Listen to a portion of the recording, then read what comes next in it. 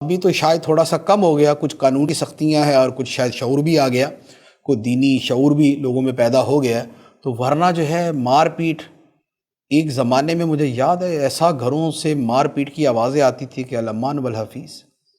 اور پھر ابھی بھی کوئی یہ نہیں کہ ختم ہو گیا، ابھی بھی جو جتنا جاہل ہوگا وہ اتنا زیادہ بیوی کو مارنے والا ہوگا، جو جتنا جاہل ہوگا وہ بیوی کے ساتھ اتنا برا سلوک کرنے والا ہوگا۔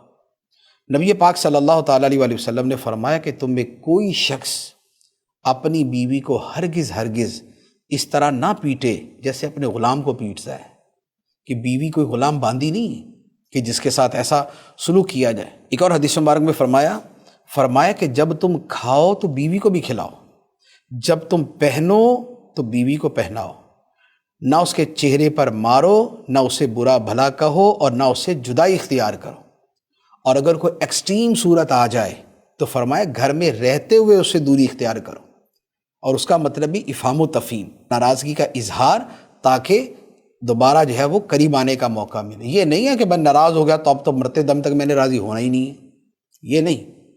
تو فرمایا کہ جو کھاؤ ان کو بھی کھلاؤ۔ اب یہاں پر ایک ایک شے کے اوپر اگر میں کلام کروں تو بڑا تفصیلی کلام ہو سکتا ہے کہ بھائی خود تو اپنے شہر کا کوئی ریسٹورنٹ چھوڑا نہیں کہ جہاں کا کھانا نہ کھایا ہو، ہر ریسٹورنٹ میں جا کے دوستوں کے ساتھ جا کے کھانا کھا لیا، کبھی بیوی کے لیے بھی وہاں سے کھانا لے کے آئے، کبھی بیوی کو بھی وہ والے کھانے کھلائے۔ خود جو ہے سوٹ کے معاملے میں تو چل جاتا ہے کہ جو پہنتے ہیں بیوی کو بھی پہنا ہی دیتے ہیں، لیکن کھانے والا چکر ذرا کم ہی ہوتا ہے۔ اچھا، پھر فرمایا کہ چہرے پر نہ مارو۔ یہ جو مارنے والا معاملہ ہے اس میں بھی حد میں رہنا تو یوں کہہ لے کہ شاید و باید، تو اس سے بھی کلی طور پر اجتناب کیا جائے، کلی طور پہ اجتناب کیا جائے۔ اور فرمایا برا بھلا نہ کہو۔ بیوی جو ہے وہ کوئی مٹی کا بنا ہوا پتلا نہیں ہوتی کہ جس کے اندر جذبات نہیں ہیں، جس میں کوئی فیلنگز نہیں ہے، جس کے اندر کوئی عقل شعور نہیں ہے۔ ایسا نہیں ہے کہ آپ جو ہے وہ دیوار کو گالیاں دے دیں، برا بھلا کہہ دیں، جو مرضی کر دیں، آپ کا دل تو ٹھنڈا ہو گیا، دیوار کو کیا ہونا، کچھ بھی نہیں ہونا۔ تو بیوی کو دیوار نہیں ہے، بیوی کو مٹی کا مادو نہیں ہے۔ آپ بولیں گے اس کا بھی دل دکھے گا، اسے بھی تکلیف ہوگی، اس کی بھی دل شکنی ہوگی، اس کی بھی دل آزاری ہوگی۔ تو فرمایا برا بھلا نہ کہو۔ کبھی اس کو اس کے ماں باپ کے نام پہ جلاتے ہیں، کبھی اس کو اس کے خاندان کے نام پہ برا بھلا کہتے ہیں، کبھی اس کو اس کی کسی عادت کی وجہ سے برا کہتے ہیں، کبھی اس کو کسی شکل و صورت کی وجہ سے، کبھی جہیز میں وہ چیزیں نہیں آئیں تو اس کی وجہ سے۔ تو یہ جو اسلوب ہیں کہنے کے، سب حرام حرام حرام اور گناہ کبیرہ ہے۔ کہ تمہارے جہیز کے اندر آئے گیا تھا، فلاں چیز ایسی تھی، فلاں ویسی تھی، فلاں ویسی تھی، تو بھائی جہیز کون سا فرض ہے؟ تم مرد ہو، تم ساری چیزیں دے دیتے، لیکن نہیں۔ تو یہ والا جو طریقہ ہے، تو فرمایا کہ بیوی کو برا بھلا نہ کہو اور اس سے جدائی بھی اختیار نہ کرو، قریب رہو۔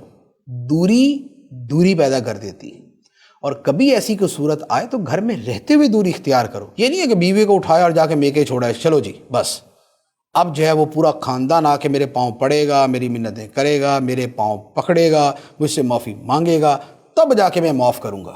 ایسی جاہلانہ سوچ، ایسی غلط باطل سوچ، یہ ہمارا دین نہیں ہے، یہ سراسر جہالت ہے، اور یہ زمانہ جاہلیت کی جہالت ہے۔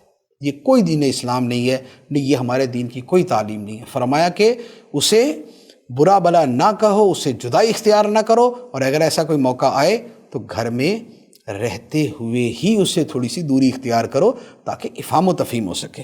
ایک اور حدیث مبارک عرض کرتا ہوں، فرمایا کہ جو اپنی بیویوں کو مارنے والے ہیں، فرمایا کہ وہ اچھے لوگ نہیں ہیں، یہ برے ہیں، یہ شر والے ہیں، یہ اچھے لوگ نہیں۔